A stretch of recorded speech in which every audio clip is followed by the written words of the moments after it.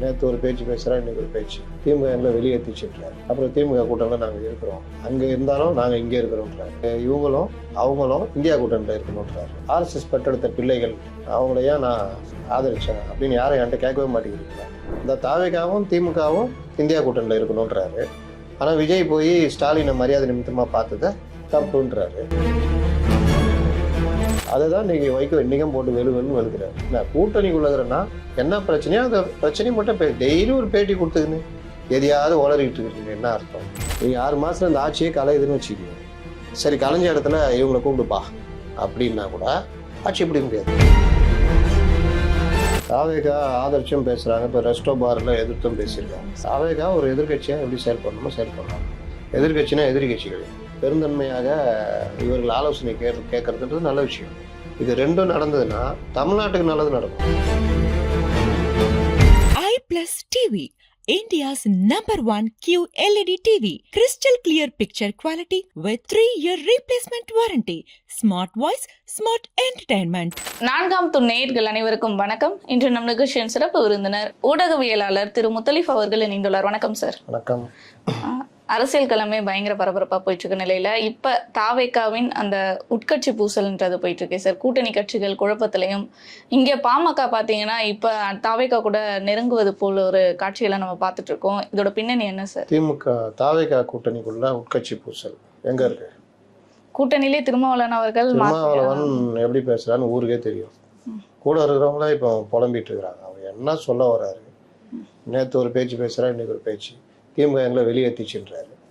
அப்புறம் திமுக கூட்டணியில் நாங்கள் இருக்கிறோம், அங்கே இருந்தாலும் நாங்கள் இங்கே இருக்கிறோன்றாரு. அப்புறம் இவங்களும் அவங்களும் இந்தியா கூட்டணியில் இருக்கணுன்றாரு. அதுக்கப்புறம் அவரே சொல்கிறாரு, இந்த ஆர்எஸ்எஸ் பெற்றெடுத்த பிள்ளைகள் அவங்கள ஏன் நான் ஆதரித்தேன் அப்படின்னு யாரும் என்கிட்ட கேட்கவே மாட்டேங்கிறீங்களா அப்படின்னு கேட்குறாரு. அதுக்கப்புறம் விஜய் போய் எதுக்கு அவரை போய் பார்த்தாரு? தீய சக்தின்னு சொல்லிட்டு தூய சக்தி ஏன் போய் அவரை போய் பார்த்தாரு அப்படின்னு அது ஒரு பக்கம் சொல்கிறாரு. இது எல்லாத்துக்கும் முரண் இருக்குது. அப்புறம் அமித்ஷா எனக்கு பிறந்தநாள் வாழ்த்து சொன்னார்ன்றாரு. அது அரசியல் நாகரிகன்றாரு. விஜய் போய் பார்த்ததை சரியில்லைன்னு விமர்சனம் பண்ணுறாரு. விஜயும் இந்த தாவேகாவும் திமுகவும் இந்தியா கூட்டணியில் இருக்கணுன்றாரு. ஆனால் விஜய் போய் ஸ்டாலினை மரியாதை நிமித்தமாக பார்த்ததை தப்புன்றாரு. என்ன தான் சொல்ல வர்றாரு? திமுக கூட்டணியில் பாஜகவை எதிர்க்கிற வரைக்கும் திமுக கூட்டணியில் இருப்போம் அப்படின்றாரு. அது பாஜக எதிர்க்கிற தேவை இருக்குன்னு. திமுக எப்போவோ பாஜக அதிமுக கூட்டணி சேர்ந்து ஆட்சி அமைக்கணும்னு முடிவெடுத்தது பாஜகவுடைய அஜெண்டா தான். அது இவருக்கும் நல்லா தெரியும். அப்படி இந்த மாதிரி ஒவ்வொரு நாளும் உளறிக்கிட்டு இருந்தால் நம்ம என்ன சொல்ல முடியும் அவருக்கு? அதை தான் இன்னைக்கு வைக்க இன்றைக்கும் போட்டு வெளுன்னு வெளுக்கிறாரு. நான் கூட்டணிக்குள்ளதுன்னா என்ன பிரச்சனையோ அந்த பிரச்சனையை மட்டும் டெய்லி ஒரு பேட்டி கொடுத்துக்குன்னு எதையாவது உளறிக்கிட்டு இருக்கிறீங்க. என்ன அர்த்தம்? ஒவ்வொன்றுக்கும் என்ன இப்படி பார்க்குறாங்க, கட்சியை எப்படி பார்க்குறாங்க, அப்படி பார்க்குறாங்க. அவருக்கு என்ன பிரச்சனைனா அட்டென்ஷன் சீக்கிங். அவரு மீடியாவில் இருக்கணும்னு அவருக்கு ஆசை இருக்குது. அதனால தான் எதுவுமே கிடைக்கலன்னா 2 இட்லி சாப்பிட்றேன் ஆனால் 12,000 ரூபா பில்லு வருது அப்படின்றாரு.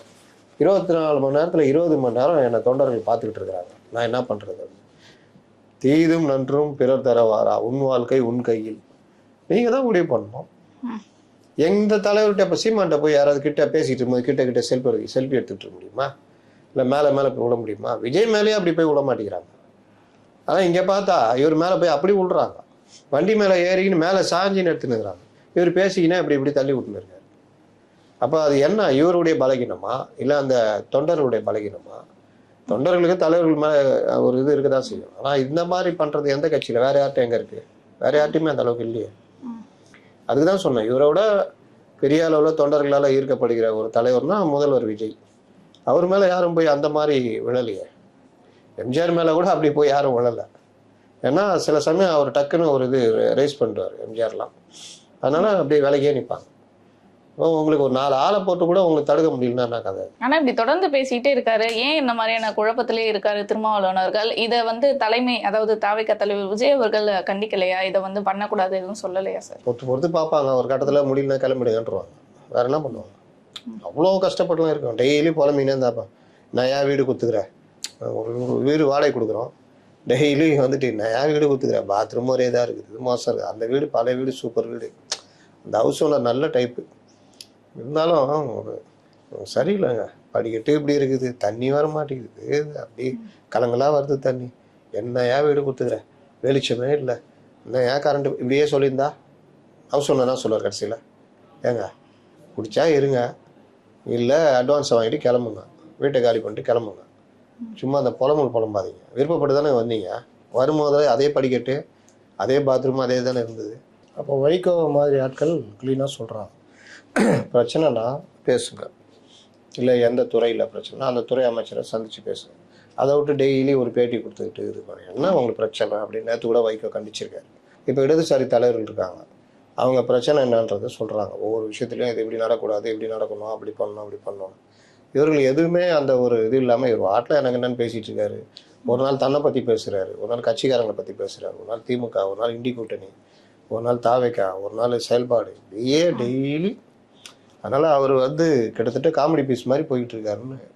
ஒரு நாள் நேற்று முந்தானதும் இது தமிழ் தேசியம் சம்மந்தமாக நாம் தமிழர் கட்சி தமிழ் தேசியம் பண்ணி அதை பண்ணல இதை பண்ணல, திராவிடத்தை எதிர்த்தாங்க, அந்த போர்வையில் தெலுங்கு பேசுகிறவங்கள எதிர்க்க ஆரம்பிச்சிட்டாங்க அப்படி இப்படின்னு அது நேற்று இருக்கும்.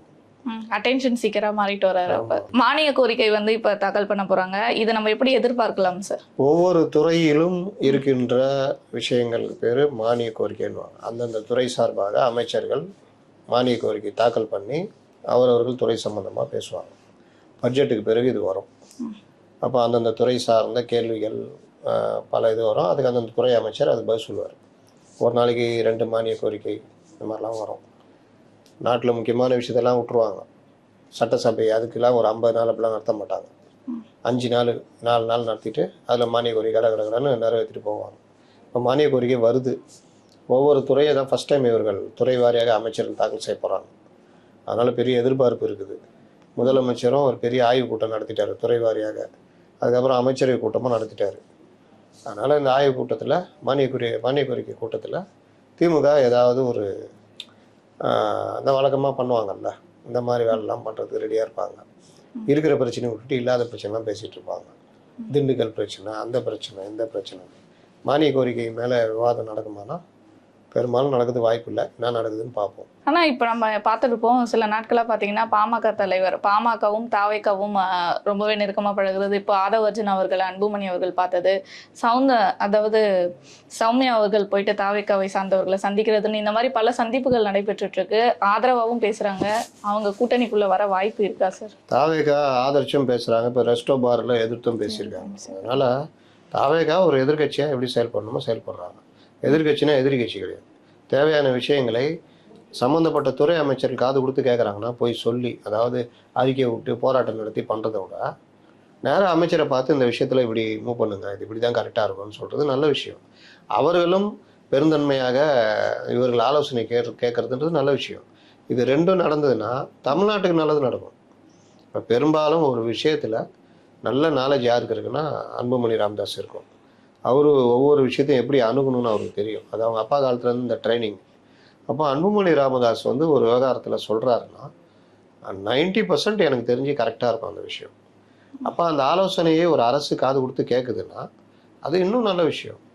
இதை வந்துட்டு கூட்டணிக்குள்ளே வராங்களா, நெருங்குறாங்களா அப்படின்றலாம் கேட்டுட்டு இருக்கிறது நல்ல விஷயமா இருக்காது. கூட்டணிக்குள்ளே இருந்தாலும் அவங்க எதிர்த்து பேசுவாங்க பல விஷயங்கள்ல. ஏன்னா திருமாவளவன் அவர்கள்கிட்டயே இந்த கேள்வி எழுப்பும் போது எங்களுக்கு நானும் ஊகமா பதில் சொல்ல முடியாதுன்றாரு. அவருக்கு அந்த பயமும் இருக்குது, நம்ம கழட்டி விட்டுருவாங்களா அப்படின்னு. ஆனா பயமும் இருக்கு. ஆனாலுமே அவர் வந்து ஏதாவது சொல்லணும்ன்றதுக்காக குறையும் சொல்லிட்டு இருக்காரா சார்? அவருக்கு என்ன சிக்கல்னா பாமக ஒரு வேலை கூட்டணிக்குள்ள கொண்டு வந்துட்டாங்க வச்சுங்க, 4 எம்எல்ஏ அவங்களுக்கு லாபம் தானே. இந்த நம்பிக்கையில்லா தீர்மானம் எல்லாம் வருமா லாபம். இவர் வந்து அங்கே இருக்க முடியுமா அப்படின்னு ஏற்கனவே இவர் உருட்டியிருந்தார்ல, பாமக இருக்க மாட்டாங்க. இப்போ அதில் வந்து அப்படின்னா அவர் வெளியே போயாகணும். வெளியே போனால் 1 இயர்ஸ் வருவாரா கூட, அது ஒன்று இருக்குது. அந்த இவர் ஜோதிமணியா அவர் பேர்னா முத்துமணியா, அந்த அது காட்டுமன்னார் கோயில் எம்எல்ஏ, காங்கிரஸ் எம்எல்ஏ, காங்கிரஸ் எம்எல்ஏக்கு இவர் கொடுத்தாரு சீட்டு. குழப்பம் அங்கேயே ஆரம்பிச்சிச்சு இவருக்கு. இவர் கட்சியில் இவர் காட்டுமன்னார் கோயிலுக்கு இவர் தான் நின்றுந்தார். சிந்தனை செல்வம் தான் அங்கே நின்று ஜெயிச்சார். அவருக்கே மறுபடியும் கொடுத்துருந்தா ஜெயிச்சிருப்பார். அவருக்கு வேற இடத்துல கொடுத்துட்டு காங்கிரஸ்கார ஒருத்தர் கூட்டிருந்தாங்க நிப்பாட்டி, இளைய பெருமாள்னு ஒரு பெரிய தலைவர் அந்த காலத்தில், பையனை நிப்பாட்டி இப்போ சீட்டை கொடுத்து இப்போ அவர் காங்கிரஸ்கார தானே அவர். அப்போ இந்த குழப்பத்தெல்லாம் ஏற்படுத்திட்டு இப்போ வந்து அவர் நான் வந்து வாபஸ் வாங்குறேன் அப்படின்னு முடிவில் வச்சுங்க. அந்த காங்கிரஸ்காரர் என்ன பண்ணுவார், நான் காங்கிரஸில் போய் சேர்ந்துக்கிறேன், ஏற்கனவே காங்கிரஸ் தான் இருக்காரு, நான் வந்து ஆதரவு கொடுக்குறேன், காங்கிரஸோட இருக்கிறேன்னா திரும்ப ஒன்றும் சிக்கல். அப்படின்னா தாவேகா விட்டு வெளியில் வரணும் அப்படின்னா திமுகவுடைய தயவு தேவை. அதுக்கு இப்போ இதில் வந்து திமுகவை பற்றி திமுக அவர் ஒன்றும் இது இல்லை, அவர் அப்படி இப்படி, அதனால இப்படி அப்படியும் நாளைக்கு எதாவது கேட்டால் நான் தான் அன்னைக்கே சொன்னேன் அப்படின்றது. இந்த குழப்பம் பெருங்குழப்பமாக ஆனா இப்ப இவ்வளவு குழப்பங்கள் இருக்கு. ஆனா இன்னுமே தாவேகா வந்து அவங்களுடைய பெரும்பான்மையை நிரூபிக்க இன்னும் அவங்களுக்கு அந்த சப்போர்ட் ஆனது தேவைப்படுது. இன்னும் எம்எல்ஏக்கள் வரவிருக்கிறாங்க, அந்த மாதிரி நிறைய செய்திகள் வருது சார். இன்னமும் வந்து இணைய நிறைய பேர் காத்திருக்கிறார். அப்போ இப்போ ஒரு 4 விஜயபாஸ்கர் 2 6 பேர் வரை இல்லை. அப்போ 7 இடங்கள் காலியாக இருக்குது. 7 இடத்த கழிச்சிட்டிங்கன்னா 217 227 தான் வரும். 227ல் பாதிக்கு ஒன்று கூடனா 226 வச்சா கூட 113 + 1 114 பேர் இருந்தால் போதும். 120 பேருக்கு மேலே இவர்கிட்ட இருக்காங்க. இன்னும் என்ன பெரும்பான்மை நிரூபிக்கணும்? சரி, 6 மாதம் பொறுத்து பெரும்பான்மை நிரூபிக்கிற இது வருது. அதுக்குள்ளே இந்த இடைத்தேர்தல் நடந்துச்சுன்னா அந்த எம்எல்ஏக்கள் வந்துட போகிறாங்க. அதில் ஏதாவது கவுகிற வேலை ஏதாவது நடந்துச்சுன்னா அதுக்கு எதிராக எம்எல்ஏ எத்தனை பேர் போகிறாங்களோ அவங்க வந்து டிஸ்குவாலிஃபையும் ஆவாங்க. அந்த மாதிரி இருக்குது. ஆட்சி அது கவுக்காத அளவுக்கு என்ன பண்ணுமோ அந்த வேலையும் அவங்க இவங்களும் பண்ணிக்கிட்டு இருப்பாங்க. அதனால் அதெல்லாம் வந்து ஒரு விஷயமே கிடையாது. இப்போ இவர்கள்லாம் இப்போ அனிதா ராதாகிருஷ்ணன்லாம் அவருக்கு அந்த பொதுச் செயலாளர் ஆகணும்னு ஆசை வந்துட்டுக்குது போல். துரைமுருகன் இடம் காலியாக போகுது, ஏதாவது வந்து வாங்கிக்கலான்னு கண்டதை பேசிகிட்டு இருக்கார். சமயமில் பேட்டி கொடுத்துருக்காப்புல தம்பி ஜெயச்சந்திரன் ஒரு தம்பி எடுத்துருக்கு, மாட்டிட்டு முடிக்கிறார். கேட்குற கேள்விலாம் முட்டி போட்டு தவழ்ந்து போனிய நீ கிறிஸ்டியனு, நீ வந்து இது பண்ணிய அப்படின்றாரு. அவர் திருப்பிக்கிட்டு கேட்குறாரு, அவராவது ஜோசப் விஜய்ங்க முட்டி போட்டு தவழ்ந்து போனார், சர்ச்சுக்கு போனார். உங்கள் ஆள் அந்த இதுவே கிடையாது, நான் கிறிஸ்தவனாக இருக்கிறதுல பெருமைப்படுறேன்னு உதயநிதி சொன்னாருன்னா அது சொல்லலாம் அப்படின்றாரு. அப்போ இவர்கள் தான் எல்லாத்தையும் தீர்மானிப்பாங்க, இவங்க தான் டிக்ஷனரி எழுதுவாங்க இதுதான் அப்படின்னு. அப்போ அந்த மாதிரி விஷயங்களில் இப்போ அனிதா ராதாகிருஷ்ணன் புதிய தலைவராக உருவெடுத்து வருகிறார். அதனால அவர் வந்து ஏதோ ஒரு ஆசை இருக்குது போல், 6 மாதத்தில் திமுக ஆட்சி வரும்ன்றார். எப்படி வரும்னு ஒரு ரிப்போர்ட்டரும் கேட்க மாட்டான், மைக்கை நீட்டுவான், போயினே இருப்பான். அதனால் நீங்கள் 6 மாதத்தில் இந்த ஆட்சியே கலையுதுன்னு வச்சுக்கோங்க. சரி, கலைஞ்ச இடத்துல இவங்களை கூப்பிடுப்பா அப்படின்னா கூட ஆட்சி பிடிக்க முடியாது. இப்போ இந்த 7 இதுக்கு இடைத்தேர்தல் நடந்து அதில் இவங்க ஜெயிக்கணும். யார்? திமுகவோ அதிமுகவோ ஜெயிக்கணும். அப்படி ஜெயித்தால் இது எல்லாம் சேர்ந்து ஏதாவது பண்ணலான்னா அப்போது உங்களுக்கு 4 எம்எல்ஏ குறையும். ஏன்னா 7 எங்கிருந்து எடுக்கப்பட்டது? அதிமுகவிலேருந்து எடுக்கப்பட்டது. அது மறுபடியும் திமுகவை ரீட்டைன் பண்ணிட்டா அதே 147 59ன்னு இருக்கும், 106 தான் இருக்கும். அப்போ மீதி எங்கே போவீங்க ஆட்சி பிடிக்கிறதுக்கு? சரி, அனிதா ராதாகிருஷ்ணன் கேட்டால் சொல்லுவார், ஏன் அதுன்னா பெரிய விஷயம், 20 பேரை தாவேகாலேருந்து கூப்பிட்டு வந்து ஆதரிச்சா முடிஞ்சிச்சு அப்படின்னுவார். அதையும் நம்ம ரிப்போர்ட்டர் கேட்க மாட்டான். சார், 76 பேர் வெளியே வந்தால் தான் சார் கட்சி தாவல் தடை சட்டம் வராது, 20 பேரோ 30 பேரோ வந்து ஆதரிக்கலாம் முடியாது சார், கட்சி தாவல் தடை சட்டத்தில் டிஸ்குவாலிஃபை ஆகிடுவாங்க சார் அப்படின்னு அவனும் கேட்க மாட்டான். ஆனால் இவனுக்கும் தெரியாது. அதனால் எப்படி திமுக ஆட்சிக்கு வரும்? இல்லை ஆட்சி கலைஞ்சிச்சு, தேர்தல் வைக்கிறாங்க அப்படின்னா அந்த ஆட்சியை கவிழ்த்தாங்கனால ஒரு அனுதாபம் வந்துடும் அந்த கவர்மெண்ட்டுக்கு. ஒன்றும் பெரிய அளவில் இவர்கள் சொல்லிட்டு இருக்கிறாங்க, அதை ஆயிடுச்சு இதை ஆயிடுச்சுன்னு. திண்டுக்கல்லாம் எடுத்தீங்கன்னா பேசணும்னா அவ்வளோ விஷயம் இருக்குது. அப்போ அந்த மாதிரி விஷயங்கள் எல்லாம் இவர்கள் சொல்ல மக்கள் மத்தியில் இல்லை விஜய் மோசம் அப்படிலாம் இன்னும் யாருக்கும் எந்த எண்ணமும் வரலை. அதனால இது இவர்கள் அவ்வளோ ஒரு வெறியில் போய்கிட்டு இருக்கிறாங்க. அதில் தான் நீங்களாம் கேட்குறீங்க, சார் இது ஆட்சிக்கு எம்எல்ஏ இருக்குதா, இது இருக்குதா, அது இருக்குதான்னு கேட்குறீங்க. அப்போ இதுவே அவங்களுக்கே பேக் ஃபயராக தான் ஆகும். இதை விட பெரும்பான்மையோட தாவேகா மீண்டும் தான் ஆட்சி அமைக்கணும்னு சொல்லுவாங்க. உங்களுக்கு 6 மாதம்லாம் நீங்கள் அந்த அளவுக்கு பேரெல்லாம் கெட்டு போகாதுங்க. நீங்கள் இன்னும் 2 வருஷம் பொறுத்து பண்ணால் கூட பேர் கெட்டு போகாது. ஏன்னா பல இடங்களில் ஊழல் இல்லைன்னு கொண்டு வந்துட்டாங்கன்ற மாதிரி போகுது. நீங்கள் ஆர்டிஓ ஆஃபீஸு மற்ற விஷயங்களை மக்கள் நேரடியாக பார்த்துட்டாங்கன்னா மாறிட்டாங்கன்னா நீங்கள் ஒன்றுமே பண்ண முடியாது. இன்னொன்று ஒரு மனப்பான்மை இருக்கும் மக்கள்கிட்ட, அது எம்ஜிஆர்டியும் இருந்தது. அவர் என்ன பண்ணுவார், அவன் ஊழல் பண்ணான் மினிஸ்டர் பண்ணானா இவர் என்ன பண்ணுவார், இப்படி வந்துடும் ஜனங்க. ஒரு அமைச்சரே மாட்டிட்டார் வச்சு ஊழல் பண்ணி, அவன் அந்த ஆள் ஊழல் பண்ணானா அவர் தான் தலைவர் தான் சொல்கிறார்ல ஊழல் பண்ண மாட்டோன்னு, அதான் அவனை நீக்கிட்டார்ல. அவர் என்ன பண்ணுவார் அப்படின்னு. ஏன்னா திமுக நடந்தலாம் தானே சொல்லுவாங்க. ஜாபர் சாதிக்கு என்ன சொன்னாங்க, அவரு போதை மருந்து ஏற்றுமதி பண்ணுறாருன்னா நாங்கள் அதுதான் கட்சியை விட்டு நீக்கிட்டோம்ல அப்படின்னு. ஏன் சேர்த்தீங்க, ஏன் வச்சுருந்தீங்க அப்படின்னு கேட்டதுக்கு என்ன பதில் சொன்னாங்க, அதான் நீக்கிட்டோம்ல அப்படின்னாங்கல்ல. அப்படிதான். அப்ப இந்த மாதிரியான பல சிக்கல்கள் இடையே தான் தாவேக்கா இருக்கு. இந்த சிக்கல்களையும் தாண்டி திமுகவை வென்று தாவேக்கா ஆட்சி அமைக்கும்ன்ற மாதிரி பல விஷயங்கள் மக்களுக்கு சொல்லியிருக்கீங்க சார். தொடர்ந்து பேசுவோம் பல நிகழ்வுகளை பற்றி. நன்றி.